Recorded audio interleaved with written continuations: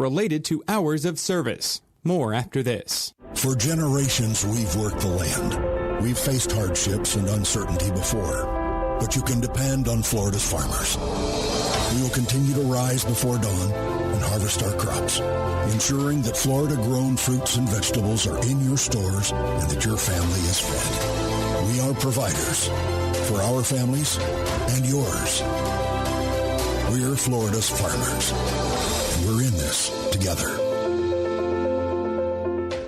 USDA's Natural Resources Conservation Service has a program to reward and encourage environmental stewardship for ag and forestry producers.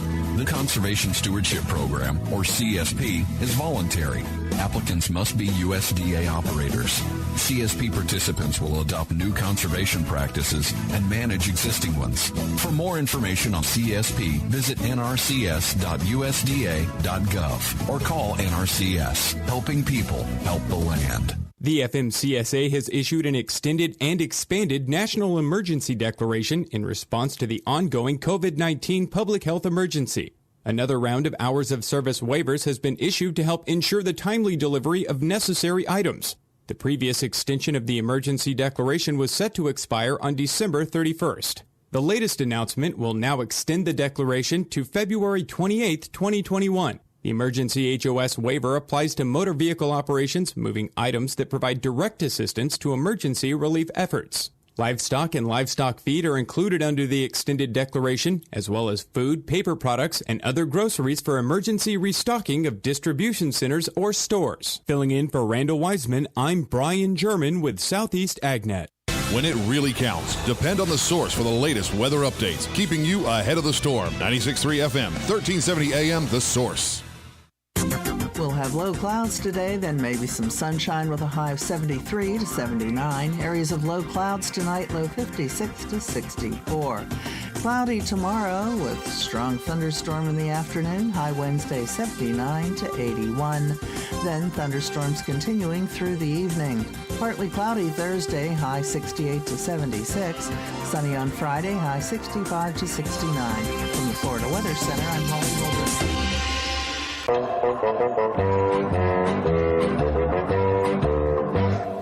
want a private pilot's license for Christmas. Only the private pilot's license will do.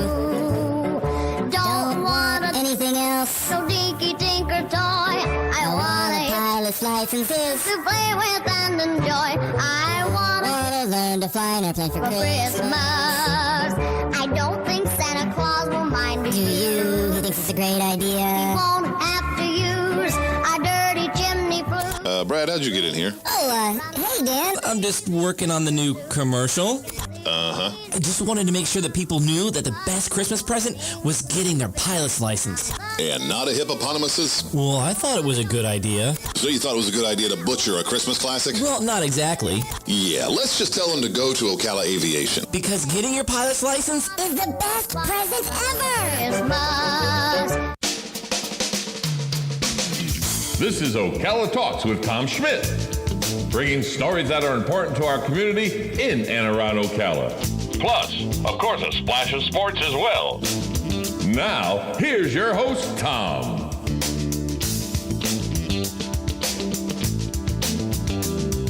Good Tuesday morning. Welcome to Ocala Talks with Tom Schmidt on a sunny, warm, well, I say it's warm. It's like 58 degrees, 59 degrees.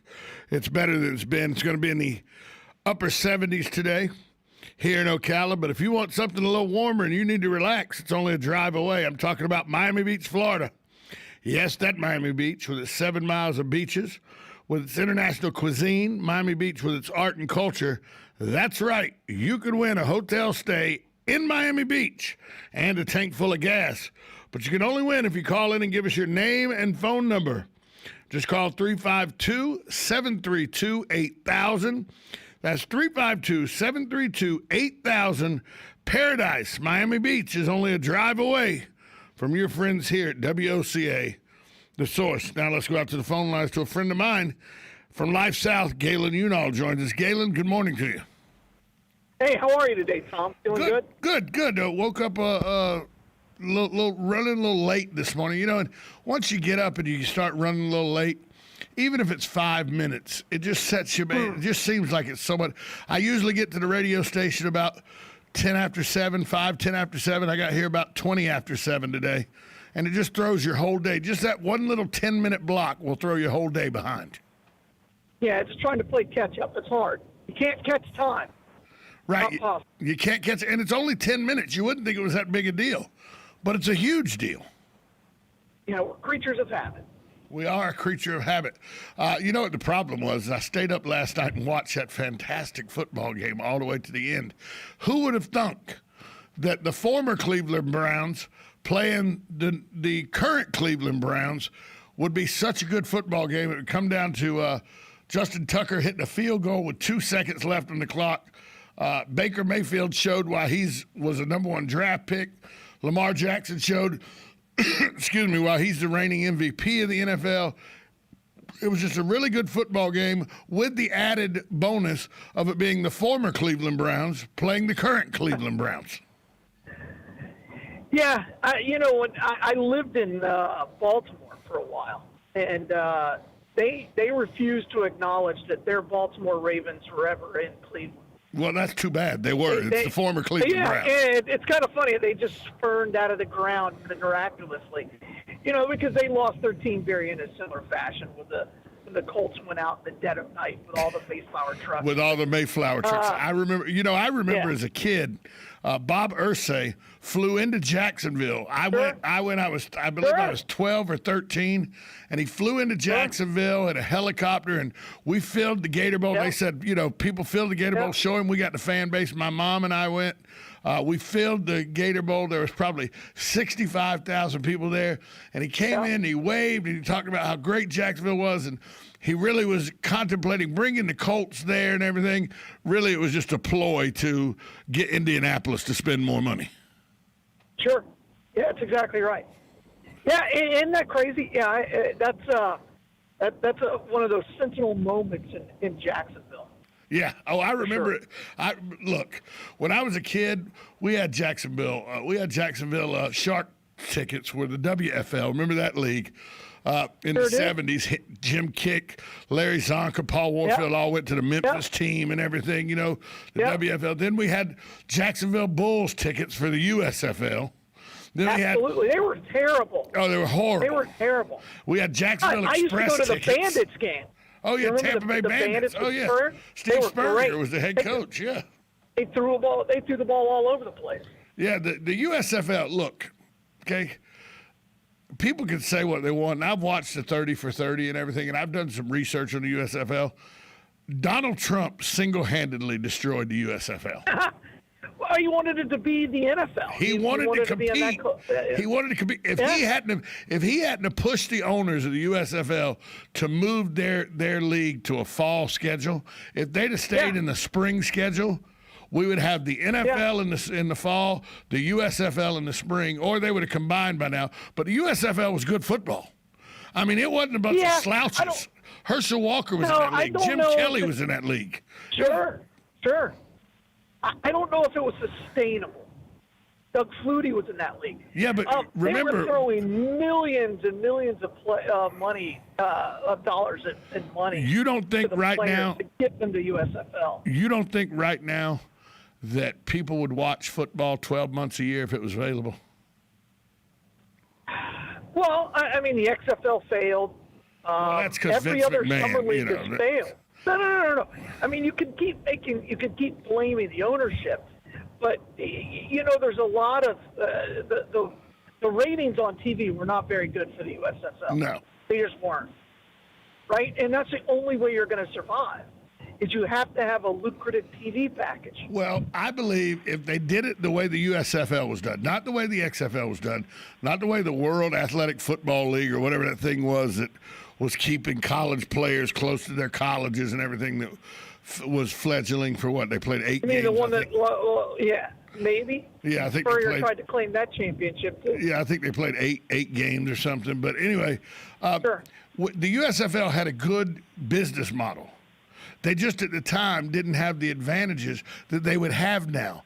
Back in 1981, 82, 83, that era, there was no such thing as Fox Florida or Sunshine Fox or Fox Sports South. You didn't have the regional sports. That's why baseball makes so much money and doesn't worry about whether they sell stadiums out or not, because they have the regional TV money. The Los Angeles Dodgers, when Magic Johnson and his group bought the Los Angeles Dodgers for $2 billion, people thought they were crazy, having no idea that Fox California had offered them $4 billion to broadcast them. So when they bought the team, they signed a $4 billion TV deal, and they made twice as much as they paid for the team. Yeah, there's a really big difference.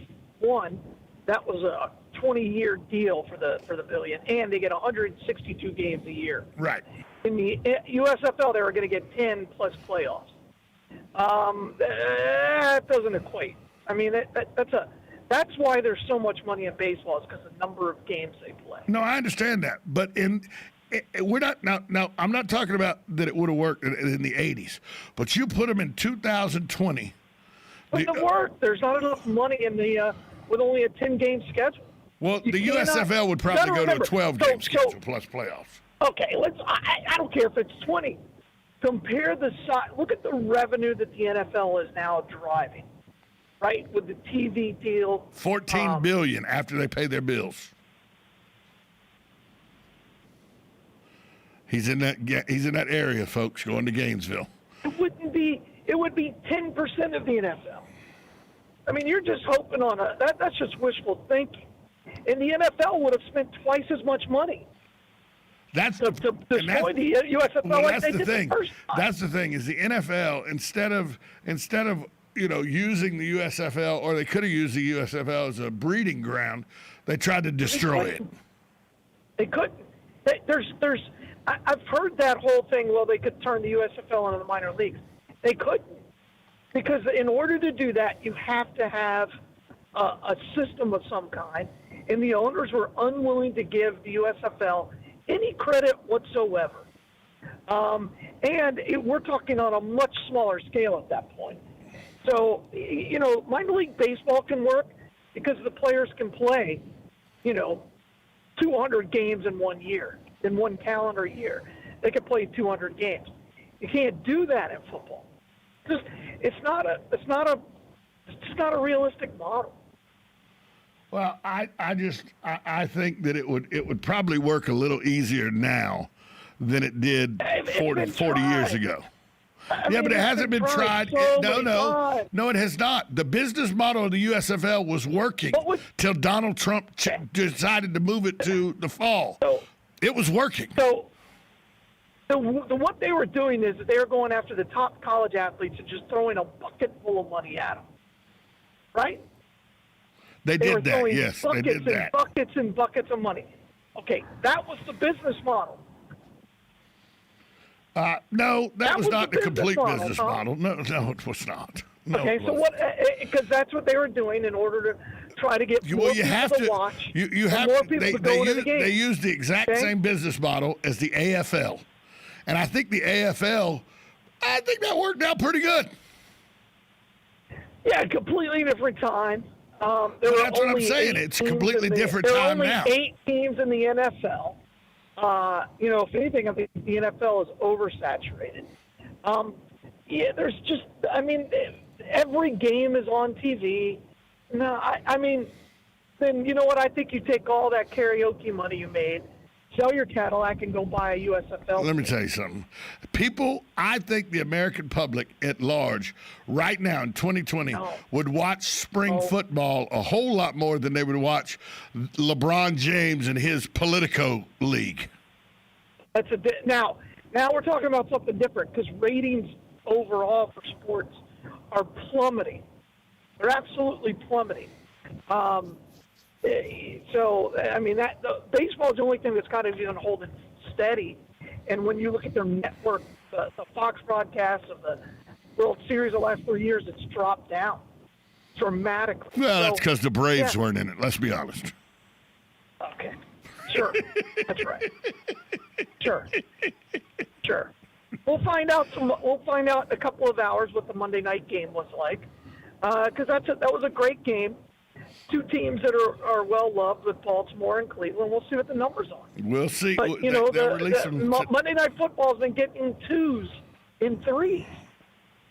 Well, that's back when a lot of that. They were getting 30. Well, a lot of that, though, let's be honest, a lot of that is because of ABC and its parent company Disney and ESPN deciding to move the game.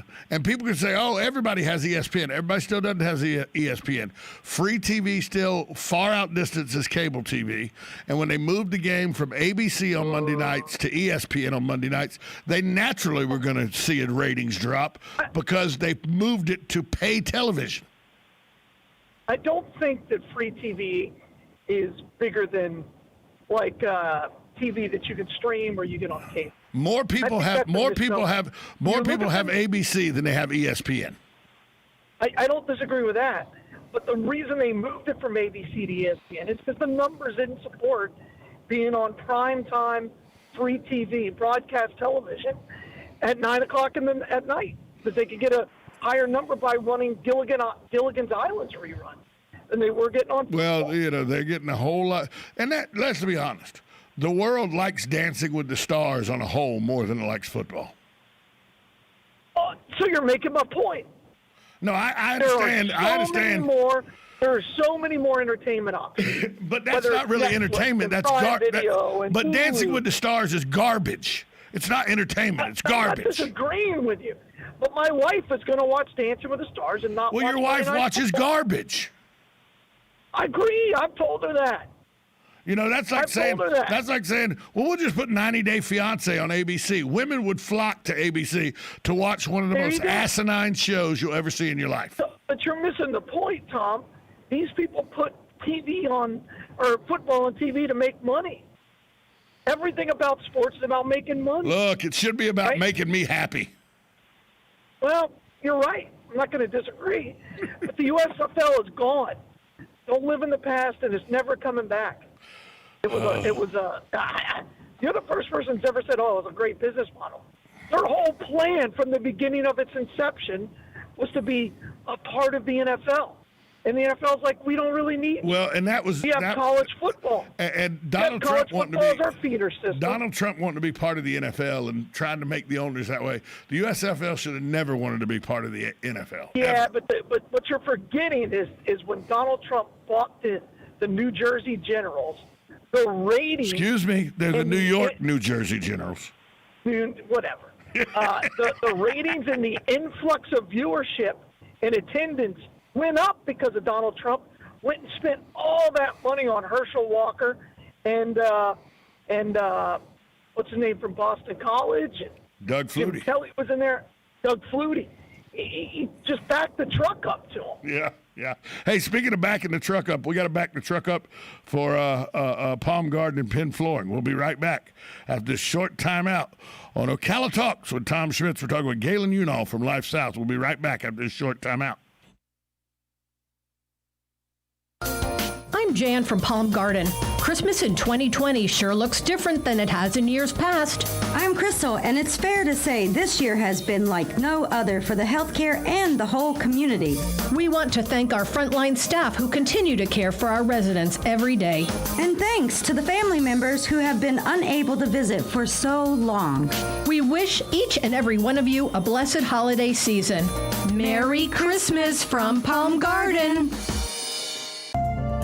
Hi, this is JP from Penn Flooring here in Ocala. I would like to invite you to come in and visit our spacious showroom where we have solutions for every style and budget. From wall-to-wall carpet to hardwood floors and tiles, we have an unsurpassed selection of flooring. At Penn Flooring, we've provided quality customer service with a family touch for over 25 years. Visit our website at pennflooring.com or come by our showroom, 1201 Southwest 17th Street, just over the bridge. Penn Flooring, quality customer service with a family touch.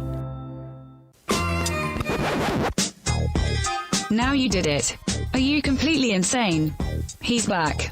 He, who must not be named. The man, the myth. The only guy in Ocala to eat his own weight in fried pickles. Twice. Now, you asked for it. Sorta. Live and in person. It's Tom Schmitz. Welcome back to Ocala Talks with Tom Schmitz. Galen Unall from Life South, brought to you by the good folks at Penn Flooring, family owned and operated. Serving Marion County for over 30-plus years, Penn Flooring owes every bit of their success to their unrivaled customer service.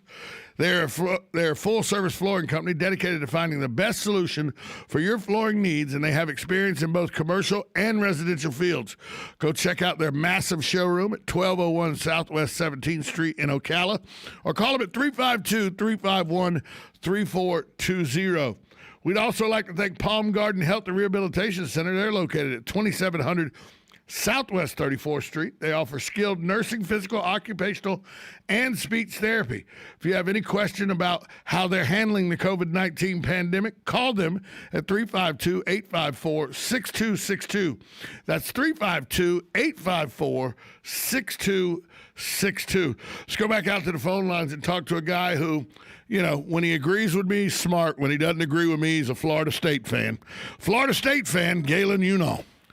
Galen, how are you? You know, right. you calm down now. I feel and good. Let me. You understand that I'm right and you're not right. Fine. You know. I cannot believe I had a conversation today with somebody who's defending the USFL and said they were on the right path. Okay. Well, you know, you probably think there was a better college football player than Herschel Walker too, don't you? Yeah, I do.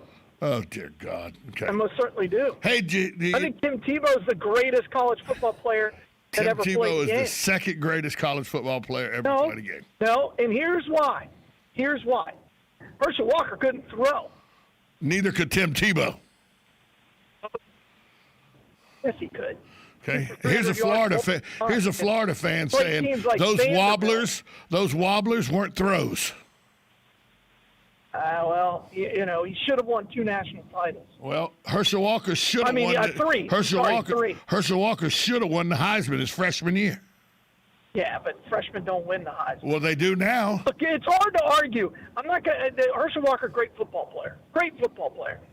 Tim Tebow's the greatest college football player that's ever go. Something wrong with being second? That's right. Nothing wrong with Tim Tebow being second. No, Herschel. And by the way, like if all of a sudden the alien said we need one representative for all of mankind, Herschel Walker. We can all agree that Tim Tebow is probably the best human being on the planet. Herschel Walker voted for Donald Trump. I'm pretty sure Tebow did too. Let's be clear. Let's be crystal clear.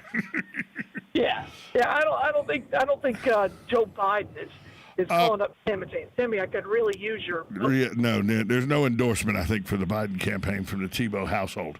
A sad note, got to follow up on this. Keontae Johnson, the forward for the University of Florida that collapsed during the Florida State game on Saturday. Latest was his grandfather is reporting that they put him into a medically induced coma. He's still in critical but stable condition. He has been moved to UF Health in Gainesville from Tallahassee Memorial Hospital in Tallahassee.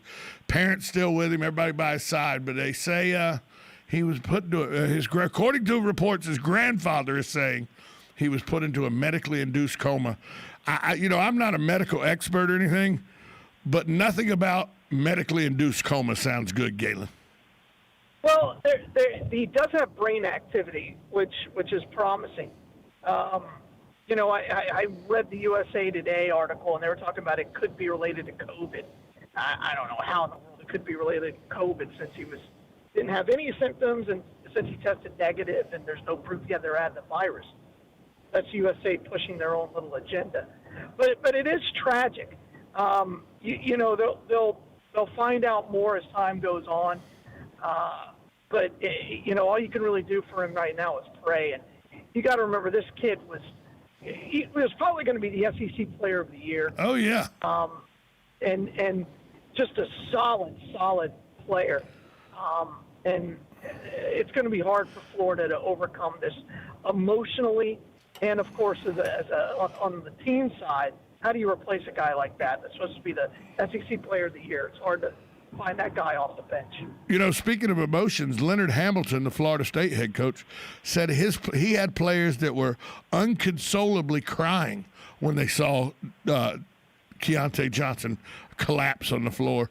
That's not even their teammate, but, there's a kindred spirit. If you've ever played a sport, because especially in basketball these days with how much AAU exposure they got, these are probably guys that knew Keontae Johnson very, very well, even though they were playing for Florida State. So a very emotional impact on both sides of the court for Florida and Florida State Saturday. Leonard Hamilton reporting he had players that were unconsolable in the way they were teared up and just scared for Keontae Johnson and hoping that he would pull through. Well, and it goes deeper than that because several of them were teammates in AAU. I know a couple of them played for the Knight Riders out of Florida, and they grew up together playing basketball. So it's a very small world, believe it or not. When you get to that AAU level, you see a lot of the same teams, over and over. You get to know the players. You get to, I know a lot of the coaches from some of the other AAU teams that I coached against. And it's kind of a continual thing. And these guys were friends. And when you're at that level, when you're at a Power 5, there's only 3 major basketball schools in the state of Florida. All those guys know each other. They follow each other on social media. They talk to each other all the time. And it's kind of a continual process. 3 major basketball schools. So Stetson, Jacksonville University, and FAMU. Sure. Throw Bethune-Cookman in there if you want. No, you're talking about Florida, Florida State. What's the third? Because Miami's a good basketball team. Don't make the tournament this year. Don't undersell Miami. They would have made the tournament last year. Colonel Gables.